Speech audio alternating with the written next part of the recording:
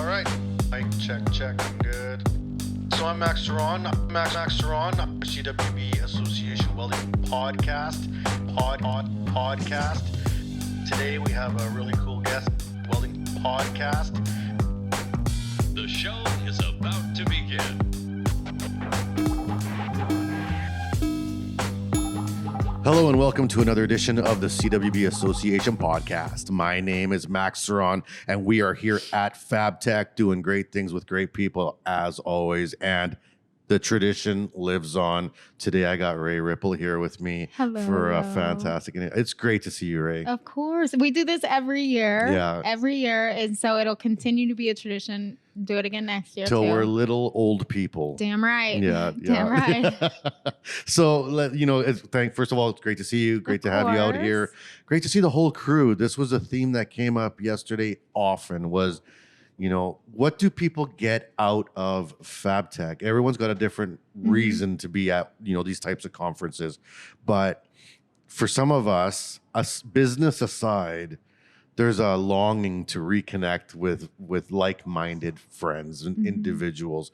And, I feel honored that you're one of those friends to me and the rest of the crew that we can't wait to see each other and talk and chat and catch up and do all that We're stuff. not friends. We're family. Aww. Yeah, we're not friends. We family.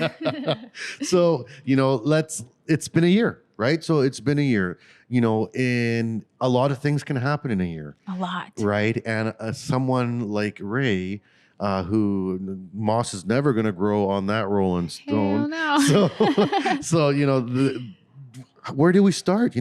Post-conference last year, can you remember coming out of Fabtech last year and thinking, these are my next steps? You had already at that point many projects. The book was out, it was doing well. You were just starting kind of like your world into the motorcycle, representation, hypertherm, of course, your work, and what's changed in the last year? What are some of the big moments, and let's talk through them. Oh man. So after Fabtech last year, not long after that, Harley Davidson contacted me as an invited builder for their Born Free series, build series. And so that's kind of like where it started. And so I built a 2023 Road Glide special for Harley Davidson, which was nuts. It was a total nightmare, but like the best kind of progress. Yeah, it was like the best process and learning process because I've never built a motorcycle from the ground up. I mean, people see me build art.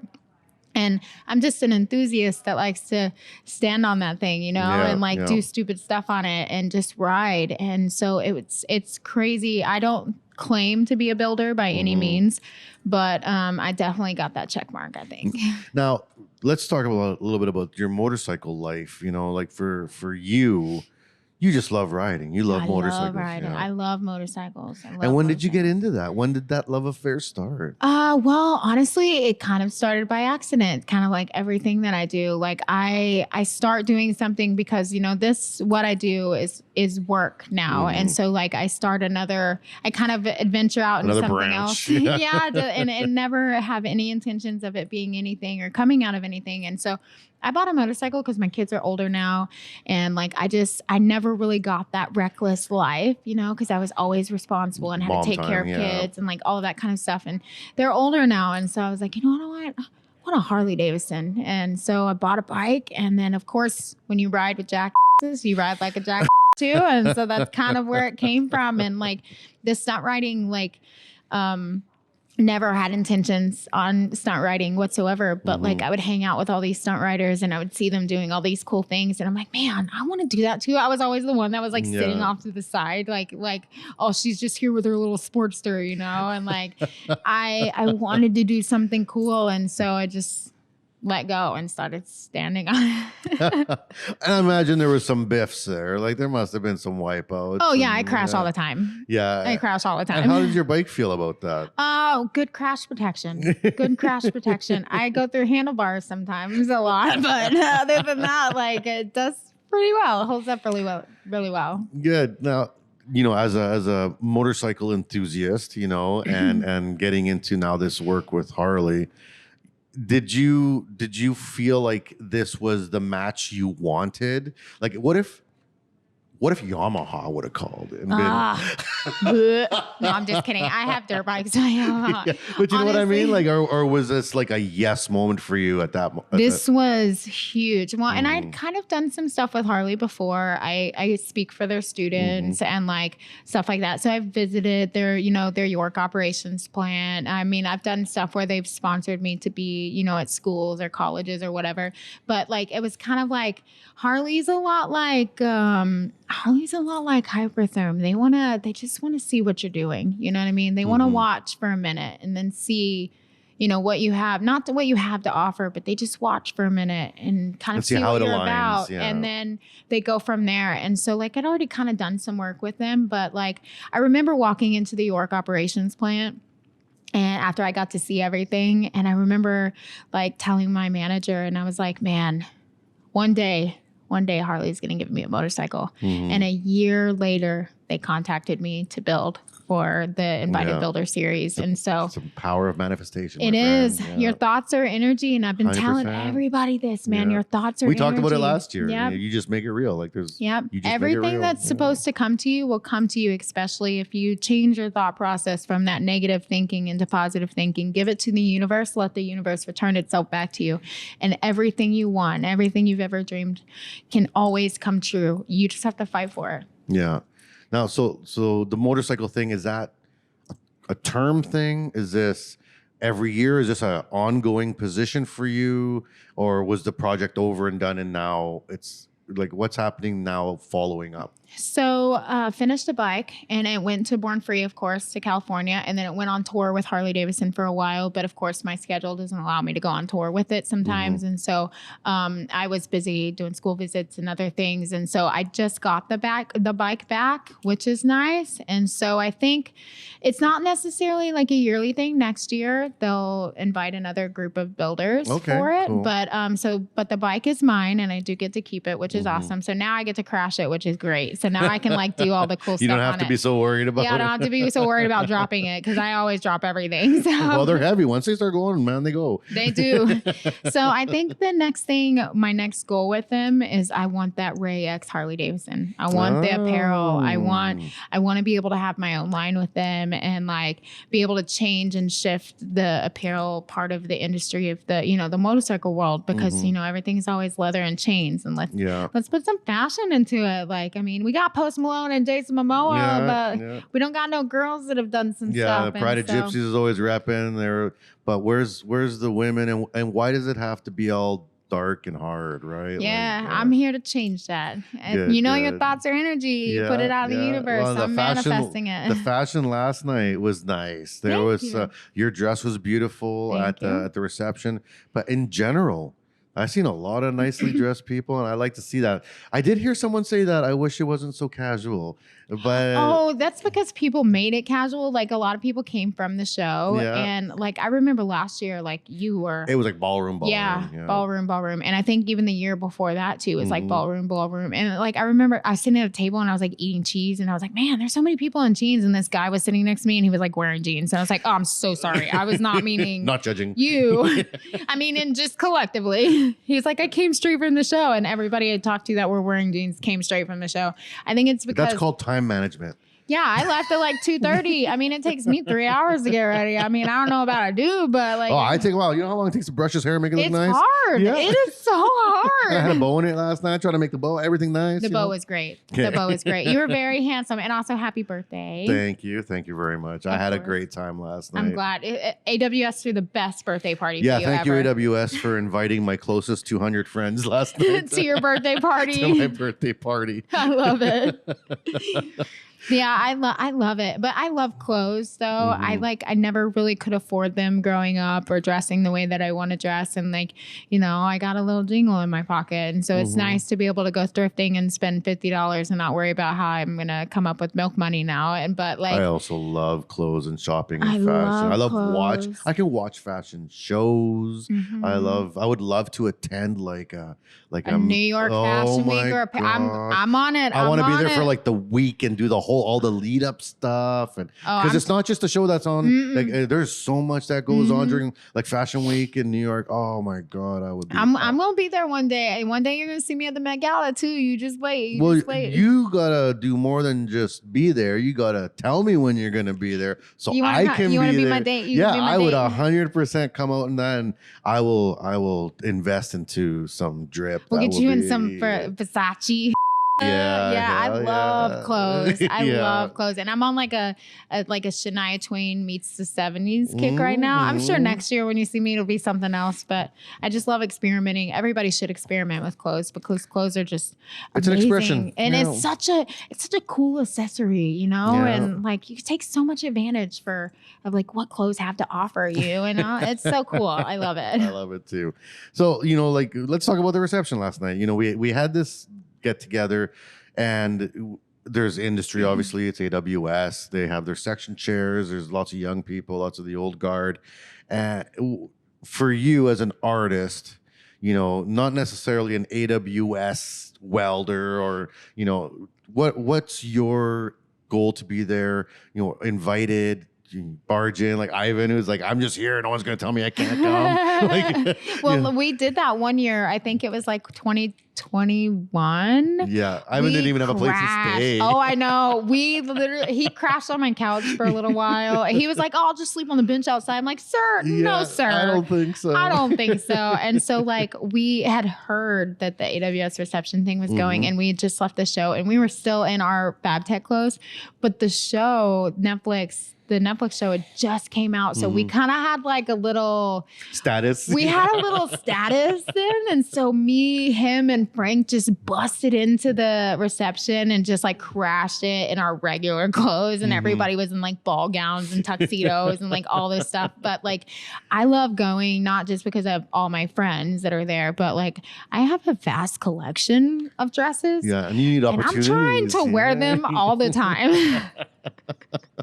Well, you are a very good thrifter. Like, I mean, for the people that follow you, like, I mean, it's great to see the motorcycles. It's great to see all that stuff. But when you are like, I found this dress at blah, blah, blah for $15, and it's like, yes. Yeah. I love those posts. Oh, I love thrifting. You do your spins. Oh, yeah. Like me and dresses, I literally have a whole rack. Like I used to have a closet. Now I have a room. And so I have a whole rack of these beautiful vintage dresses that you're just never going to find anymore. And these are pieces, even though I'm collecting them for myself, I'm really collecting them for my daughter. So that way she has a vast collection of dresses whenever I'm gone to choose from for whatever she wants to do. And what if she ends up being a foot taller than you? She's not. She's literally a foot smaller than me. She ain't growing no more. No, She done. So no, thrifting is so cool because you find so many amazing things that have history, and like it's cool to find like everybody needs a good 5 pair of jeans that just really fit your body very well. And you can't really buy those in stores. You got to wear the ones that have been worn in, at the thrift store. And so I sift, and I will literally go to the thrift store anywhere I go. Anywhere. I'm going on Thursday. You want to go? No, maybe. Yeah, we got to get through. Thursday after the morning, we're open. I think we talked about this last night. That's right. Yeah, we should go thrifting. Yeah. I got some extra room in my bag. I always travel with like an extra bag for buying stuff. Same. Yeah. Same. I'll literally check in this empty bag and they're like, what? Well, I found a trick. You put a bag inside of a bag. So you put like this little bit smaller luggage in the bigger luggage, and then you pack that. And then when you unpack, you have a whole empty luggage that you didn't pay for. Life hacks with Max. Yeah. Life hack. Well, she always laughs because I had 80 pounds of podcast gear, but I had 60 pounds of clothes. I had to pay over for my clothes. God, that's so funny. Oh my gosh, life hacks. Steve Madden Remember last year they lost your bags? Oh my God. Did you ever get those back? 3 months later. What? 3 months later, and I still have not gotten any compensation for it. WestJet, I'm still waiting. It's like WestJet, come on. It's like a year, I'm about to post bro. them on Instagram. Yeah, no, I slammed them on Twitter and everything, and I was like, and they were like, I got 215K. Let's do it, baby. I'm on it. We'll get you. Send in these forms. I did. Nothing. Nothing, of course. I know. Yeah, That's yeah. crazy. Yeah, I went to Frankenmuth last year, or like just this last weekend. That's where I came to get here. And my bags got lost. But I ended up getting them literally delivered to the hotel right Just in before time. You this left. event. No, right before Oh. the event. So otherwise I was going to have to wear my airport clothes. And like my airport clothes are not attractive. Well, do you remember when I showed up at the Hard Rock Cafe last year in Atlanta and I was wearing like track pants and a tank top? Oh my gosh. So cute. So cute. I'm like, this is what I went to the airport in. I love it. I love it. When people don't see me like in my normal life, I look like a very professional and da da da da da. Yeah. And then they're like just track pants. yeah, and like all tatted Wife right beater. to the top. Yeah, wife beater, tattoos, long hairs down. It's like this I is how love I it. look not at work. I love it. I love it. I'm here for it. So, you brought up your daughter, and I find, and this is an observation, in the last year, I feel like you have posted lots about your kids and your family and that connection that you've kind of have with them. Was that a conscious thing? Is it just your daughter getting older and getting more into social media herself? Or is this just like your kids and you just loving life and the growth as a family? Well, I always was really hesitant to post my kids, of course, Absolutely, because they yeah. were younger. Now they're older, and I mean, Chloe's 20 and Cash is 15. So it's a little different now that they're not little anymore. Yeah. And Cash is homeschooled, so he's with me every day, Yeah. So like I don't have that same danger I'm putting them in by posting them on social media. But like my kids and we've always been best friends. Yeah. We've been through some stuff together, and like it takes an army to do what I do, and we all have to support each other and sacrifice for each other. I can't do what I do without them, and I can't do what I do without their support at home. I can't do what I do, period, without them. And so I'm trying to give them a lot more love on Instagram now that they're older, and like, of course the world wants to see them too. And I mean, there's still moments where, I'm not scared. I will beat somebody up if they look at Chloe crosswise, crosswise or anything. But like they're older now. And so I get to experience other people get to love them too on social media, not just me. And so I don't have to be so selfish anymore and just like keep them all for Just myself. mine. Yeah. But my babies are my best friends. I mean, And they're good. They're doing good. Oh, they're doing 20 years old. What's amazing. she up to?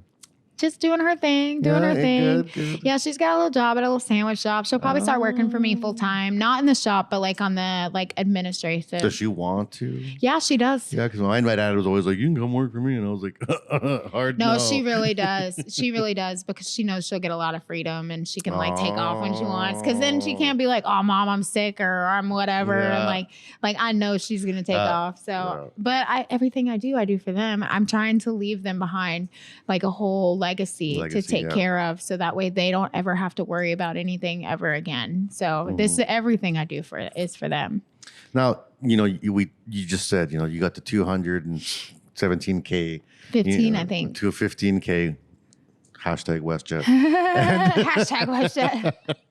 But there's always like an inherent danger of social media. Of course. Right. And you even said like sometimes the hate that comes in is like ridiculous. Like right? some of the most wild things. Yeah, and like you before the show, you said some of the comments that you get, the randomly, and about things that I don't know if you would ever notice even about somebody in passing. Like if I was walking down the street, I wouldn't be like, "Hey, look at that person," and have some instant opinion. Yeah. Right. But on social media, They do. they do. Right. They do. Now, how do you like? We talked about this 2 episodes now, right? Yep. And it's like I don't even have comment section on our social media for like work. We're like, no, like just forget it. Like I don't even want to go there.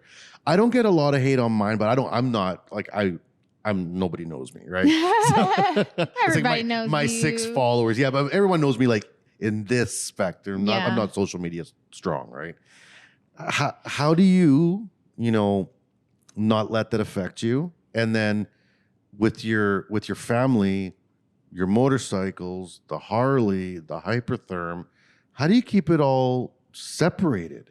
How do you keep that in its tracks, you know? Lots of therapy, I guess. Yeah.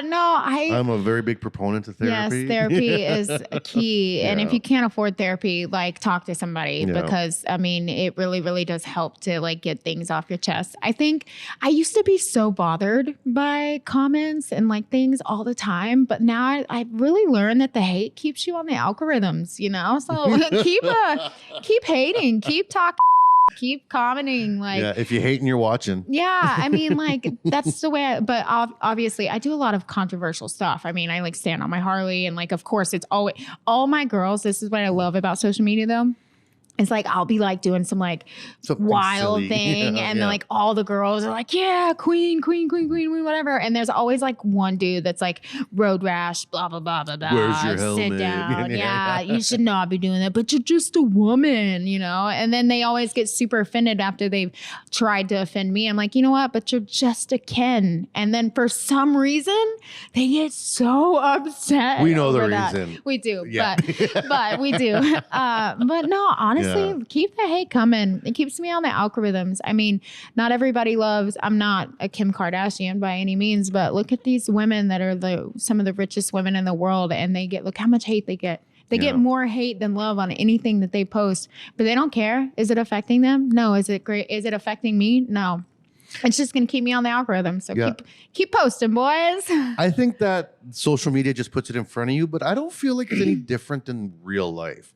Like if you think about it, right? How many people do you meet every day, every year, face to face?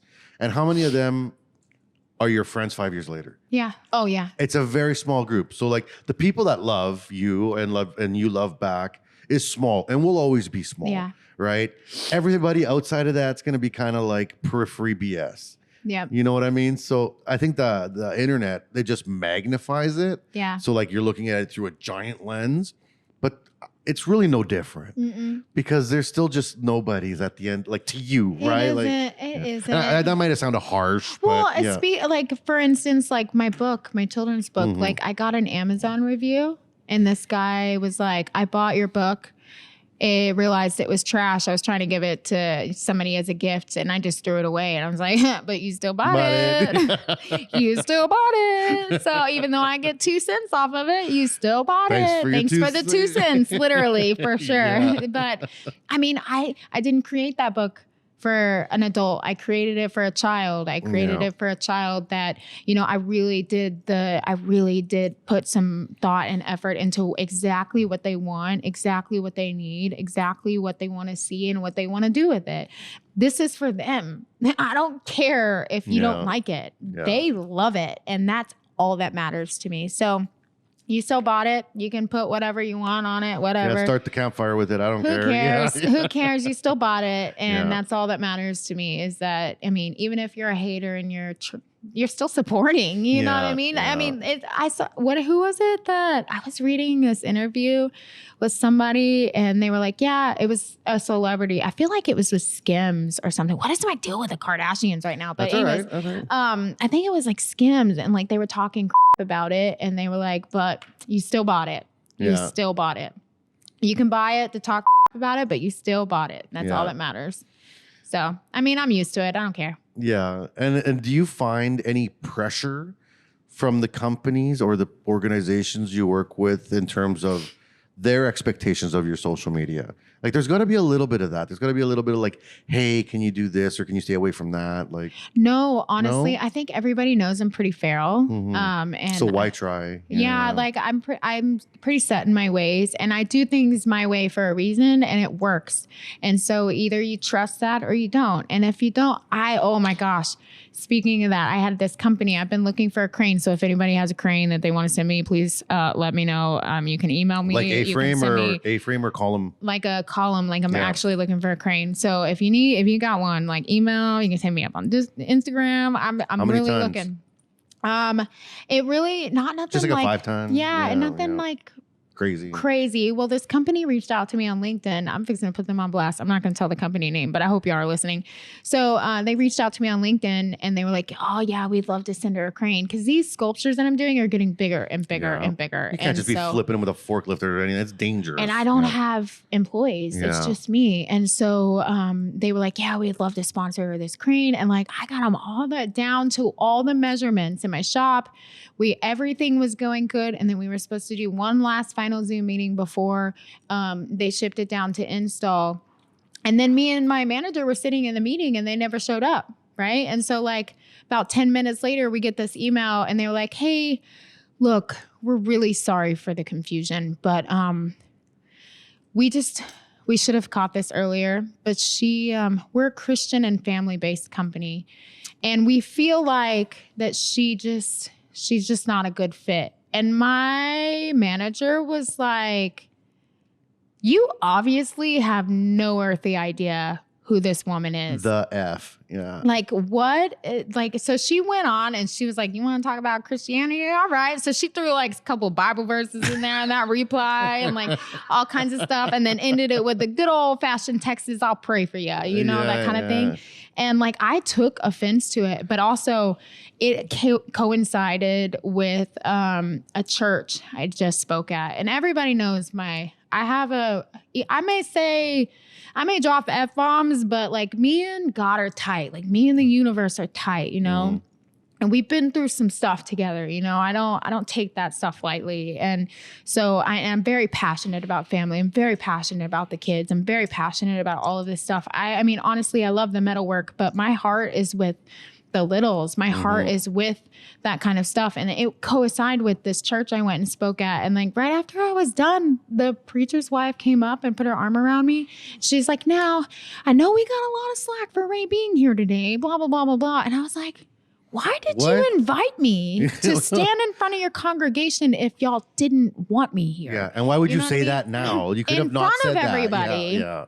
And so like, and then of course afterwards, like after all of that happened, her husband called me and was like, hey, you think you can give me like a shout out on Instagram? And I'm like, oh no, Hello? no, I don't think so. Yo, I don't think so. Not going to happen. That is some brass balls there. But like, I know I look different. I know I carry myself differently. I know all of these things, but like you can't, how judgmental are you by looking at the outside in and not really doing your research like at all? And I gotta say, Rae, like it's 2023. Maybe it's the bias in me. Maybe it's because I'm a feral, crazy person. But you don't look like a different person to me. You don't look like an outsider to me. You don't. That's because we're people, though. Right. None of those check boxes fly up for me when I look at you. And so when I hear you say that that's happening, I'm like, how? That's not the person I think would get that treatment. Well, like I tell the truth. I tell the truth in everything I do. I tell the truth whenever I talk about my life and how hard it is and like what entailed and how the things that have happened and the real problems that are going on in the world. I talk about the truth and a lot of people don't want to hear the truth. Yeah. And so immediately that shuts people off because they're like, oh, well, you didn't think that was too much? Like, no, these kids need to hear this. How are they going to learn? Yeah. How are they going to know that this whole world is just a cold and harsh and they're going to just eat them up if you don't tell them the truth, And so it just, I mean, you either love me or hate me. I don't have no gray area. I don't care. No, that's the same with me. It's like, and this is the joke at my work. I would talk to my boss every week. It's like, you're either going to promote me or fire me. Yeah. And it's always like, and I'm okay with either. Either. Yeah. Cause if it comes to the day that, our goals don't align, then that's just the way our energies are going and I'll be fine. I wake up every day ready to work and I'm good. Same. Yeah. I think that's why, like, and plus the companies that I work with and the companies that I'm sponsored by, they know me. They know how hard I work. They know what I'm doing and what I'm about. And they feel that. And like, the people that believe in you are the people that you need to keep around you, not the people that are like, oh, you're not Christian enough or whatever, like those kinds of things. What a weird thing to say. I know. I'm going to post that email on LinkedIn one day. You watch, it's coming. It's funny because I have like my personal Twitter or X now. and I blast people. I blast anyone like crosses me or like something. I blast people on Twitter. And I don't know how I missed this. Yeah, and my boss will be like, don't ever connect your personal Twitter to any of your professional accounts. I'm like, I won't. There's a reason it's over there and this stuff's over here, because I'll be like, anything like something's late. I'm like, oh, really? Blah, blah, blah. Like the city, like my water pressure sucks. Oh, y'all just wait till my biography comes out. I'm laying everything out. I'm curious. Laying it all. Is this a thing? Is this a thing? I do have my second book will be released next year. I'm still working on it. And it's actually a complete opposite book. So it's a poetry book. Okay. And the title is called The Intrusive Thoughts of an Influencer. And everybody knows I hate the word influencer because I don't feel like an influencer. Word, yeah. But these are all my intrusive thoughts of like what really happens behind closed doors. And so like I want people to see that like, we all have these thoughts. We all feel these feelings. We all are suffering the exact same way. But I think the thing is there's no compassion. We're all lacking compassion. And I think we just all forget that we're human and we're only here for 80 years if we get, lucky. And so I think if we have more compassion, that maybe we won't have these intrusive thoughts anymore. And maybe they'll start to go away, just talking to somebody. Communication's key. Yeah. Yep. So how the do you write a book? I've had people tell me all the time. It's hard. Yeah, they're like, Max, your life easy. has got all these crazy stories. You should write a book. And it's like, I don't even know how you start. Like, I wish someone would just come to my house with a recorder and I just like blab for an hour a day, and then they somehow like turn it into a book. Yeah. Well, honestly, you have transcribing. You could literally do it yourself and then put it into a book and then self-publish. It's easy. It's hard. It's hard. It is hard publishing a book. It is. It's really hard publishing a book. But you have transcriber. Just sit in a room. Just talk to yourself. Tell your story as if you're telling it to somebody. Let it transcribe and then go in, edit it, or send it to a professional editor. Turn it into a book. Bam, you're done. You're a smart person. But you don't make as much money as you think. I don't even care about. It's more like my addled brain. Even my own memories are starting to get faded, right? And especially from the younger years where there was a lot of other things going on, and trauma blacks things out. It does, right? It blacks things out, and there's years of my life that are non-existent. Like I couldn't even tell you what my bedroom looked like. I can't even tell you who my teacher was. Like zero memory. And I fear that if I don't start writing everything down, I'm going to lose it, and I won't even be able to share it with my kids or anybody because it's just gone. Right. So that's obviously, that's happened to me. Like there's a lot of things I forgot. Until I go talk to a school and that one kid asked that one question and then it just hits you like a ton of bricks. And then before you know it, you can't get out of bed for 2 weeks because you're depressed over this one freaking question, like those kinds of things. And so it comes back to you and then you realize like, man, that was so messed up. Like what they did. And like, how did I get through that? Yeah. And then you start sifting those things out for yourself, of course, in therapy or talking to somebody or through art or whatever your medium is. Yeah. And you don't forget, but then you learn to heal from it and then you remember it, but you never forget. So that way you can work through it and help somebody else. And so that's how my therapist puts it, and it really does help. So my therapist did something similar to me, told me something once that was fantastic, and it was like, let things come out organically, because there was a point where I was like, let's dig. Like, I don't know how it works, but hypnotize me or do the thing, get in there, crack the box open, and let's just throw it all out on the table and let's figure it out. And he was like, hard no, bro. Like, hard no, because you're not ready to do that, and you're gonna put yourself back 100 steps because your body has a pace. It's like you cut your finger, you can yell at it all you want, it ain't healing any faster, right? It's got its own organic, natural pace of healing. Your brain is the same. I'll help you work through things as they come out, but don't force anything. No. And I was like, you're right. And and this is how he ended it. He's like, sometimes your body buries things that are meant to stay buried. And I was like, it's true. It's so true. It's so true. And too, like when you get into like a safe place, which is what we were talking about earlier for a topic we can't talk about on this podcast, but we will on the next one. So when you get to a safe place, it's weird what vomits out of you. Not in your mouth. Or when you're around someone you body. love, like that you really trust. Yeah, they bring it out of you. Yeah, that they bring it out of come you. out that you're like, oh, I Like, didn't you even don't know understand. I had that. Like it's so weird when you when you're full of trauma, you find ways to bury it and you forget. You do things to forget. And then when you're in a safe place and you're not doing things to forget anymore, it just kind of comes up, and it's your job to sift through that. So that way you're not a toxic person for the next person or anybody else around you. So that's very valid, because I was toxic. I remember being toxic. I can look back at years that I felt that I was toxic to people. Yeah. Oh yeah. Me I didn't too. feel good about it. Me too. Yeah. Me too. It's all a learning process. It's all a learning process. And as long as you're doing the work and you're healing and you're trying to be the best human you could possibly be, it doesn't matter. Yeah. It doesn't Because you are who matter. you are today, right? You are who you are today. There was a friend I didn't see for like 25 years, and they were like, "Oh, how's it going?" I'm like, "Good." And, how's everything? Everything's working out. It's like, yeah. They're like, "Wow, you really seem to have changed." I'm like, "Well, I hope so." Yeah. Like it's been a decades. I know. I really hope I've changed. And I don't know why that's an insult. Yeah. Like, why do people insult you that way? I wouldn't want to be who I was No. at 25. And I mean, I had 2 kids by 25, and I was already welding. So it's not like it sounds like so bad, but I don't feel like I was a great person. I wasn't the best version of me yet, right?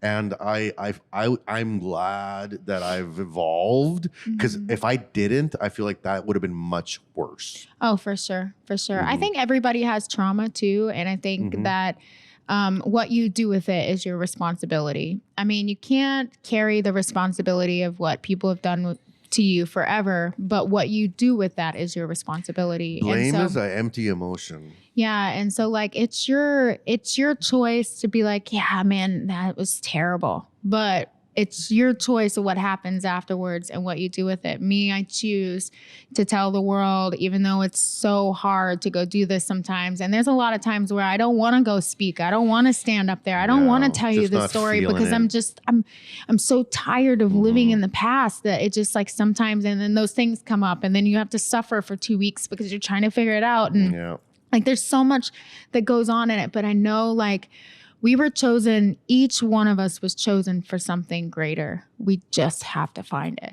And whether that's what the life was chosen for me, I'm going to use it for the best things I could use it for, to give to the world, to maybe they don't make the same mistakes I made or the same decisions I made, or maybe it might help somebody not do those things, or you know, there's a higher some type purpose of for mentorship everything. there. I mean, your thoughts are energy, and so whatever comes out of your mouth is also energy. You gotta control that. It's just your responsibility. I also need to control what comes out of my mouth. Nah.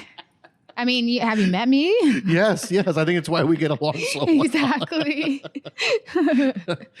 Like, okay, so we talked about a few things. We've had our meandering path as usual. We always do that. Right? Yeah, and it's fantastic. But are you still doing stuff with Hypertherm? Like, I mean, this obviously is like a thing, but like, what are you doing with them? We talked about the Harley stuff. What's going on with the Hypertherm So stuff? Hypertherm, of course, was a big part in the Harley, of course, because I cut up the bike, and so got to use the Hypertherm to do that. Was that like, were they in on it too? Were they like, did Hypertherm and Harley talk to each other? No, it was all me. Okay. It was all me. Most of the time, so like Hypertherm goes with me everywhere, all over the country, because we have welding demos, blah, blah, blah, blah, blah. We weld all the time. But there's a certain craft that comes with plasma cutting that people forget, that what plasma cutters can do more than just cut material to weld it together, you know, that kind of thing. So I'll take the plasma cutter with me to all these different events and do live demos. Like I just came back from Frankenmuth and I did a live demo where I plasma cut a hood freehand, which was kind of funny because a lot of people, when I talk about, oh, I do this freehand, you don't draw nothing on? I'm like, no,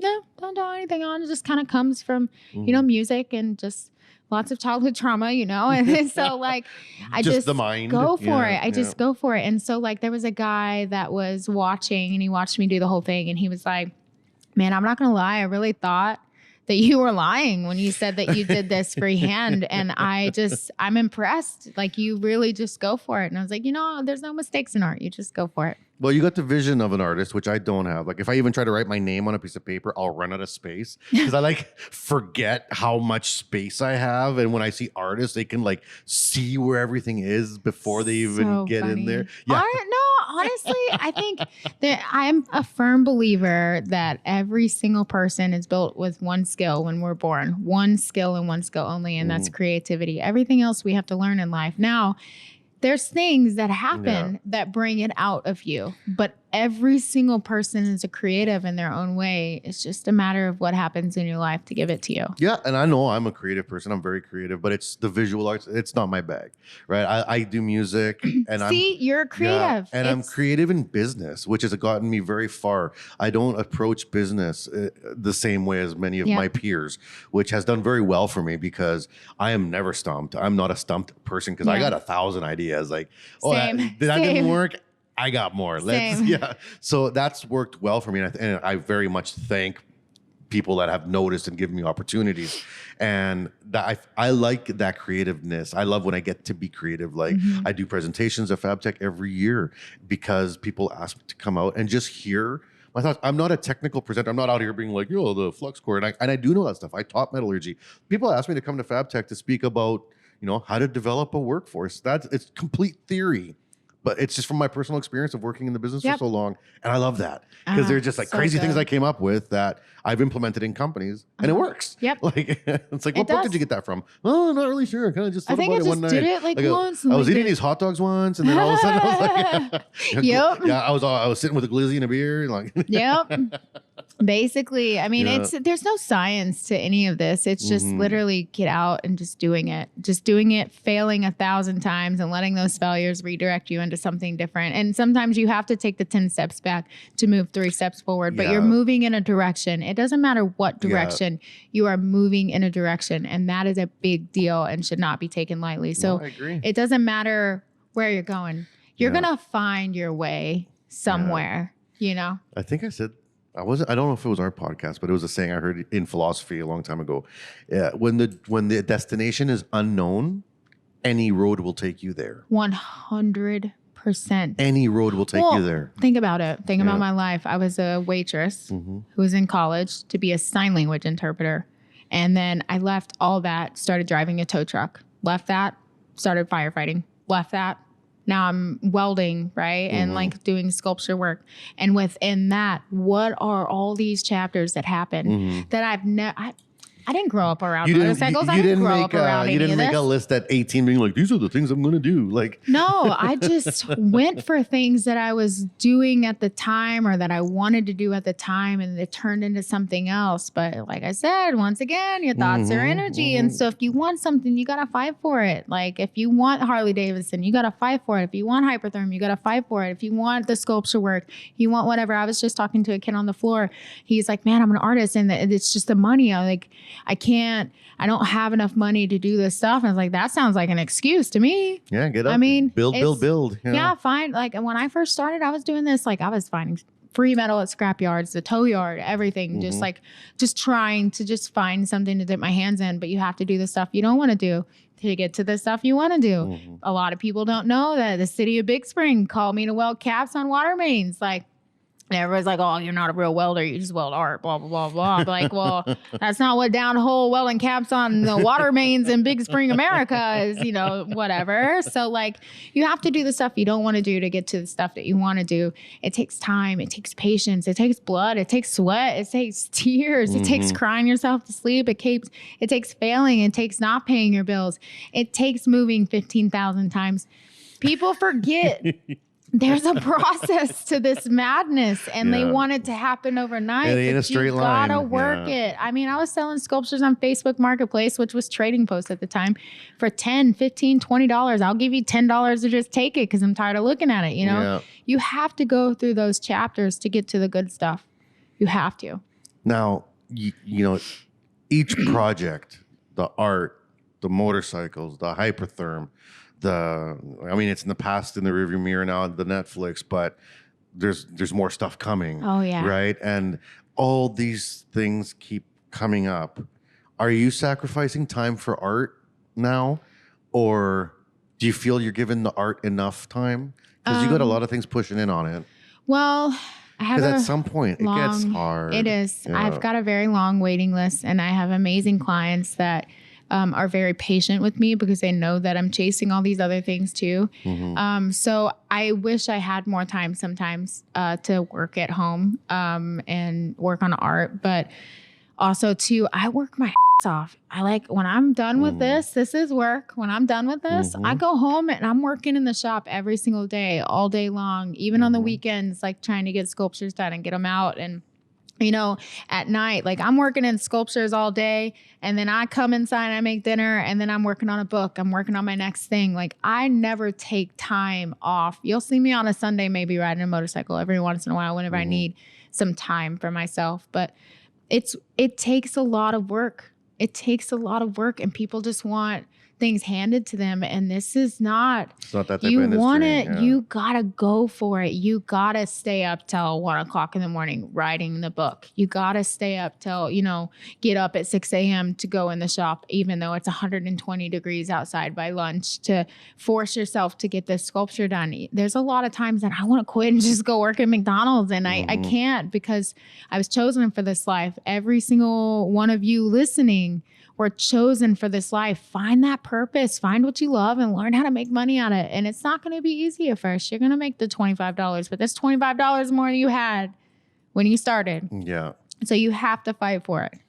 And if I can do it, damn, anybody can do it. And this is a fact. Well, I don't know if I 100%. would say that 100. No, I mean, I believe it. I mean, look at how far my life has come. I mean, homeless teen mom, stripper, you name it. I've done it all. And if I can do it, I know anybody can do it, because you guys, a lot of these kids have better opportunities, or better parents, or better living environment, or whatever. But maybe it's not.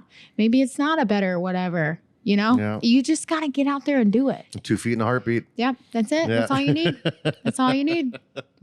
Now, with all that work, with all that drive, ambition, dream, all the synonyms I can think of, things start to wear down. Things get tired.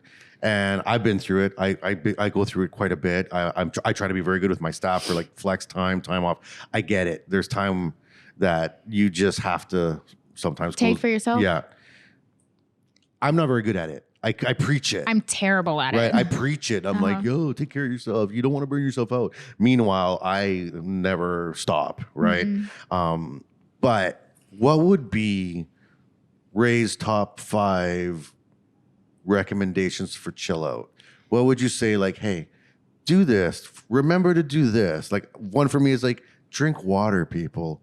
Remember to drink water. It's so important for you. If you're anxious or depressed, drink a lot of water. These are chemicals in your brain. We're a machine. Flush the system, bro. Flush the system. Like sometimes you got to do an engine flush and change the oil. You do. You do, right? Do. And I forget. And when you are anxious and depressed, it's amazing. You actually stop drinking water. Your body stops you, right? And you got to overcome that. And it's like water tastes good 99% of the time, except for when you're really depressed. Now it tastes terrible. It's terrible. And it's actually when you need it the most. Like, So like, what would be some hints or things you say as a driven person to the people that are listening saying, I want to do all these things, but how do you not, burn yourself out? I find things that won't make me money. Does that make sense? Yeah. So like I got chickens, and like it's amazing what even something as simple as a chicken will it slows you down, because you like go out there and you start playing with them, or like they are terrified of you or whatever.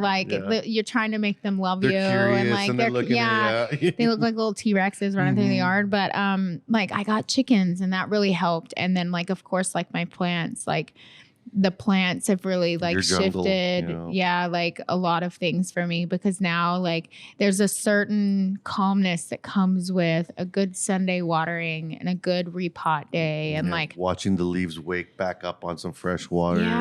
There's something so calming about that. And so drink your water, but go buy a house plant. I mean, because that house plant needs you to survive. We're all house plants. We really are. Like we need a lot of love, tender sun and water and fertilizer and like we need these things. And so I found that like doing things that aren't going to lead to another career path has really helped. Mm-hmm. So get the chickens, get the plants, Yeah. drink your water, you know, take the time sometimes. Also, I'm too bad. I'm very bad about saying, okay, I'm tired, to rest. Yeah. I never give myself permission to rest, and I'm learning the art of giving yourself permission As we to saw rest. last night, smart play. Yeah. So Smart play. gotta rest. Yeah, if you gotta don't rest, you yeah. can't keep moving forward. And I can't keep giving 100% of me to everybody, you No. know, if I'm not giving myself 100%. And So, we're a billion heartbeats. They say Yep. we're about a billion heartbeats. Where do you want it to be beaten, right? yep, And if you're burning yourself at both ends. at both ends, what are you actually gaining? And I get that there are times when you do that to get gain. You have to. You have to, right? But then there's also got to be the time where you're like, this isn't that moment. Mm-hmm. This isn't that time. And don't feel guilty. This is what happens to me. I feel guilty. I'll be like, I'm going to just sit on my couch tonight and watch a show that I hear people talk about all the time because I'm terrible at watching TV. Yep. And be like, you know what? I'm going to watch one of these shows that people are telling me about all the time. I'm going to get ready. I'll turn on my Netflix. And I start feeling guilty that I'm sitting there doing nothing. And I want to like pick up my phone or open the computer or something. And I got to be like, no. Like, just sit, buddy. And like, just enjoy geez. yourself. Yeah. Like we don't get much time, you know? And after all this is gone and you're gone, like, should you have taken that day off? Absolutely. Yeah. Should you have just enjoyed watching Stranger Things? No one's at Go their for last it. moment. No one's at their last moment being like, damn, I wish I would have worked that day off. I wish I would have worked more. I know. Like, No, absolutely not. I think that's my biggest curveball right now is practicing patience and giving myself permission to just enjoy life a little bit. Because I did the work. I did the work. And a lot of the times like that, I feel like I'm constantly having to do something, with a book and like a bunch of other things that I'm doing. Like I always sit in bed and I'm like, man, I feel just need to be doing something. And then that's where the other ideas come. And then what do? I'm not sitting in bed anymore. Now I'm writing a book, like all these different kinds of things. And so you got to give yourself permission to just be still. Yeah. And there's nothing wrong with being still. And so I'm learning that. To just be still. For me, it's getting in the wilderness. That's I've gotten way better now, where I'm like, make sure that I take a few weeks off in the summer to go camping and get out of the city and get back under the stars and dig my toes into the dirt and do those things to center yourself and ground yourself and invite some friends and have some time under the moonlight. Right? I need that, even if it's only a couple weeks a year. Those 2 weeks are. Fill me back up, and it takes me a couple days to unplug. It's not like I'm like, oh, here I'm in the wilderness, I'm free. It does. It takes me a couple days to let go and be like, no. So I don't like when people are like, I'm just going camping for the weekend. I can't do that. I leave on a Friday and I'm going to be back on Sunday to be at work on Monday. I didn't rest. I feel like I didn't even unplug and I'm already going back to work. It's like I need at least a week. So I got a couple days to pull the umbilical out of my head. Yep. And then I can finally, and I love it, like hits me. I'll wake up like the third day in the morning and I'll have my morning smoke and a coffee. And camping coffee always tastes like cowboy coffee. It does. Tastes so damn good. It does. And you're having your coffee and the birds are chirping and you're like, there we go. There it is. There's the zen. There's the moment of relaxation, and hold on to that. Appreciate it. Let the grace of your existence just be, right? Like, yeah, I'm opposite. I don't ever want to go anywhere. No, I just want to be home. In your home, yeah. I just want to be home with the kids. I want to make dinner. I want to sit down and I want to watch TV. And they scroll TikTok and we show each other TikToks while we're sitting on the couch. And like, that's what I love doing. I love being at home with them. My kids are moved out. I used to love that too, I'm not letting mine move. Yeah, no, mine are both out. Chloe, So- I'm like, yeah, I know you're 20, but you were staying here forever. No, my daughter left at I think 17, 18. She was the same age I was when I was out. Yeah. So, but she was like, she's an independent girl. She couldn't be in my space anymore. See, I think needed her own Cash is thing. going to be my lever. I think because he's so dead set on joining the Marines, which I totally support. Yeah. I'm 100% supportive of it. So I really want him to go to like Harley Tech school. So, I mean, I love the military idea, but like, I kind of need a mechanic in my life. So, I mean, if you want to go to Harley Tech school and like help a girl out, I mean, that would be great. That would be very convenient. Yeah. So like, I want him to do whatever he wants to do, but he's been dead set on being a Marine since he was 3 years old. He can be a mechanic within the military, right? Like absolutely very much a desired trade. So yeah, he's probably going to be the one that jets off whenever he turns 18, and Chloe will probably still be at home till she finds her place. Well, she has a boyfriend. Oh. She has a boyfriend, and he just went off to college and stuff. Is it going to be grandma? Rae? I want to be a grandma. Me too, so bad. Oh my daughter's God. 25. She's got a cute boyfriend right now, and I was like, you want to give me an accident? Give me a little accident. Yeah, like Chloe's 20, and everybody's like, why are you trying to like convince her to have a kid now? I'm like, because she has me. She has me to help take care of it. Like she's not going to do it on her own, and I get to be around my grandbaby every day. Oh man, I can't I was wait. telling her boyfriend, I was like, man, if y'all want to have a happy little accident, this is what's going to happen. You're going to move in here. Yeah. Okay. And then y'all can just go live your best life. Yeah, and I'll go just take work. care of And my yeah, little yeah, grandbaby, everything you will know? be good. Yeah. Could you imagine me as a grandma? Yes, oh 100%. my God. I would 100%. love to be a grandma. I'm very pumped. I grew up with a very small family here in Canada. All my family was back home. So for me, the thought of the family expanding and me having a baby, like another baby in the house. And I cannot wait for Christmas I never- dinners and I never- like having grandkids running around. I never hated being a parent ever at any point. Ever. I never had issues with the diaper changing. I never had issues with any of it. Don't get me wrong. Every once in a while, I'm like, them kids. You know what I mean? For Like, sure. And you're like, there's always like the moments. What am I doing? But still, I don't regret any thoroughly, of it. You know? I think the only thing I regret about being a parent is the fact that I feel like I didn't go about it the right way, which put us in a position where I was constantly working and I was constantly like surviving and I was constantly That's more whatever. of a situational thing. It though. is. Yeah. So now like I'm in such a safe place and the kids are in such a safe place that if something was to happen and I did get a happy little accident, like I get to just be happy about it. Yeah. With you and my little grandbaby. You know what I mean? Which we're going to, do name Rae. No. Yeah. Well, we have a family name. A lot of people don't know this, which is kind of funny.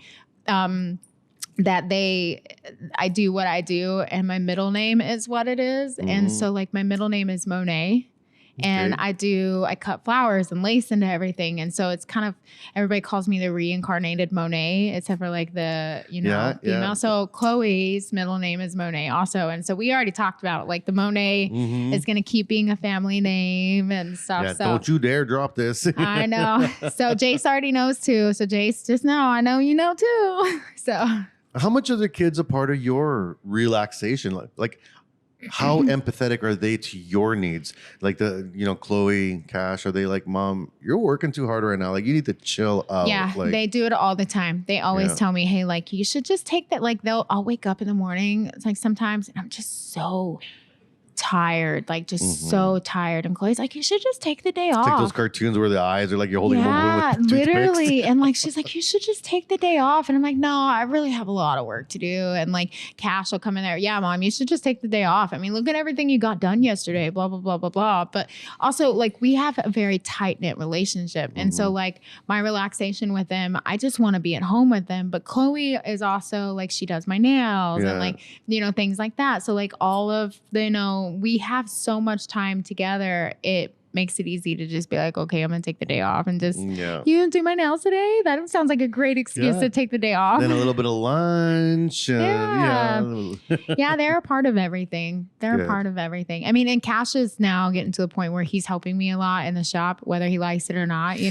Like I don't know. You could watch this video of me flipping my second armadillo. I'm building a second armadillo right now, and so I called him in from the game. He was playing the game. He's a heavy PC player. Yeah, me too. So called him in from the game, and you could see the like teenage attitude. Like, what do you want? Like, oh my God. And then I'm like, thanks, dude. And he just looks at me, all right, I'm going back to the game, you know? Yeah. So, yeah. So, I mean, there's moments of, you know, that, but he's in the shop with me a lot and like he helps me a lot because I'm looking for an employee, I'm looking for an intern, but I'm not quite ready to offer that yet because I would love for them to be able to live on the property and like experience this. But I mean, it's really hard to find a good number two right now. And so, 100%. yeah, so I think it's coming. And once I get a good number two in there, that way I can pass the torch and you can have, you know, the number one spot. But also I don't gatekeep anything. Like you want to cut up a car, I will literally teach you. If you want to cut up a hood, I will literally teach you.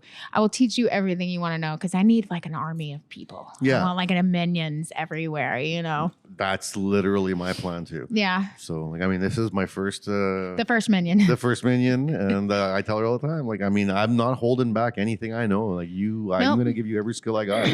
If you want it. Like, I met this girl. I was coming back from an event and I had the truck. This was before I sold the truck. I had the truck on the trailer and I was pulling through. And it was kind of funny because I had to go number 2 at the gas station. And so like I pulled in the gas station and so like seriously had to do this. crab walk. Literally. And then this sweet soul comes around the corner and she was like, "Are you Rae? I saw the truck." I made my mom turn around because I guess we passed each other whenever I was pulling into the gas station. And she was, "Oh my God, I'm just such a big fan, blah, blah, blah, blah, blah." And then she's like, "I want to show you something, but I don't want you to get mad at me." And I was like, "Why would I get mad at you?" And she was like, I cut up a hood. And I was like, "Oh my God, that's great. Let me see it." And like, she showed it to me. I was like, "Girl, keep cutting up hoods. Like keep cutting up stuff." And there's lots of hoods at the wreckers. Yeah. Lots of hoods at the wreckers. I don't understand why people are like, "Oh, they're copying you. They're copying you." I don't care. Copy me. If you need to copy me to like get to where you want to be with your craft, dude, Yeah. I will teach you every pattern I have in my brain burned. Have at it. Yeah. Have at it, please. Because I'm not going to be able to do You this can't forever. copyright creativity. No. And I'm not going to be able to do this forever. Eventually one day, you know, I'm going to be like, I'm done. I'm going to McDonald's, you know? And like, it just, Or I Taco want Bell. them. Yeah, definitely Taco Bell. And those Doritos Locos Tacos. But yeah, please keep cutting. Keep sending me your work. Please take my patterns. Try to make them your own. Do exactly what you want to do because, you know, I'm not going to be here, but I know eventually somebody's going to see that hood that you cut up and they're like, "Man, have you ever heard of Rae Ripple?" And they're like, "Yeah, that's where I got the idea from." I love that. I love that. And people, I don't know why people are so offended whenever, you know, somebody wants to just create like you. Like, I love it. I don't gatekeep anything. You want to know? Like art is meant to message be me. shared. Like it's meant to be shared. Like, you know, the masters of art and sculpture over our history as humans, not one of them ever created a thing being, "I'm not showing anyone this thing." Oh, I know. Like not one of them thought that. They No. they did it as an expression, right, of something. And they were sharing it. And of course, every other artist that looks at it will be inspired to learn from it or create or copy or mimic. And that's flattery. That's I know. beautiful. Like, I know. I love it. I love it. yeah. I'm obsessed with it. Keep cutting, keep copying, keep doing it. I love it. I love seeing it. I love seeing the messages. I mean, I know I can't always respond, and I want everybody that's listening to this to know I can't always respond, but I do see it. I do see it. I see it. I see what you're doing. You're kicking ass. Keep doing it. Keep doing it. So we're getting low on time, which is sad. Yeah, see, Danielle start getting That's all right. the We got wink, next year. wink. We got next year. And so a couple more questions just to wrap it up. Mhm. In the next year, you know, if we don't see each other till Fabtech 2024, whatever year we're in, what's coming up? Like, what are the things you can talk about? What's some of the adventures you got coming in the pipeline, either artistically, professionally, sponsorship wise? I do have obviously I got a lot of artwork that's coming up. So I got a lot of really cool sculptures that I don't even know how I'm going to do them, but we're going to do them. And then of course, like I'm trying to get some attention from Mattel so that way we can change some things there. And then of course with Harley Davidson, but I got a lot of big things, a lot of big things. So, I mean, just save your fork. Dessert's coming. Cool. I hope, is there anything I can do to help? Just being you. Just being you. These conversations, you know. Yeah. And of course, if I ever need anything, you know, I'll reach out. Good. And for the last question, because this might end up being a little bit of a talk. Okay. I'm ready. Ready? I'm ready. Barbie movie. Oh my God. You know what's so funny is after I watched that movie, See, I here knew it it was, comes. here it comes. Yeah. You know, 'Cause so- for the record, love, obsessed. Obsessed with the movie. When I watched it, you would not believe how many messages I got of people that really wanted to know my opinion on the film, which was absurd. What else would it be? I know, like, which is absolutely absurd because it's self-explanatory, obviously, but that's why my nails are pink. You know what I mean? Because like Barbie, I never had a Barbie. I never got Barbies whenever I was growing up. Nothing. I would stand in front of, that pink Toy sign store, and I would just look at it and like think about, all the Barbies I wish I could have. And then of course, a lot of people don't know this either, but when I was a teenager, I worked at Toys R Us and I worked in the video game department. And so like every single day I would walk past this Barbie aisle and I would just stop and just imagine. I mean, hence I'm so obsessed with dresses. I mean, everybody knows this. It comes from somewhere. It comes from Barbie, And so like, the relationship that I have with Barbie was something I never got to have. And like, I want it so bad now. So They even talk about that in the movie, like as an adult connecting with Barbie. It's crazy how we don't really realize how much Barbies affect us, especially as women, even now. Like it's cool. But one day I'm going to put it on this podcast because next year we're going to talk about it. But one day I'm going to have my own Barbie. Yeah. One day, Mattel, I'm coming for you. You're going to answer those emails one way or another. So, I mean, I'm coming for you. Yeah, I loved the layers of messaging. So, like, there was a message there for kids. There was a message there for women. There was a message there for moms. There was a message there for men, right? And there was a message there for society in general. Yeah. And they were at different depths. So, different people got different things out of it, and all of it was done so beautifully. The music and the art and the acting, like it was.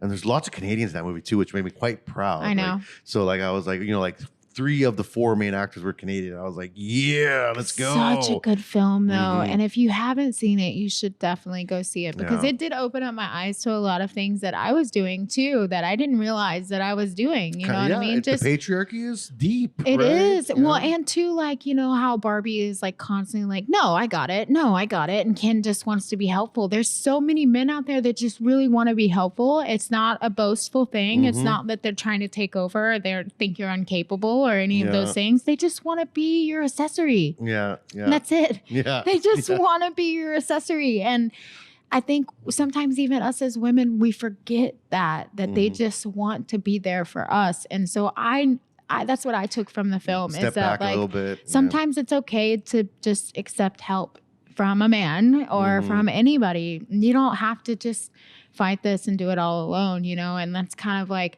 the biggest key for me was that it's okay to say, I need help. Or even if you don't need help, to just let them help you. You know what I mean? So. And I know that I can beach. Definitely. You can probably beach so hard. I can beach so hard. So hard. Are you over there playing the guitar too?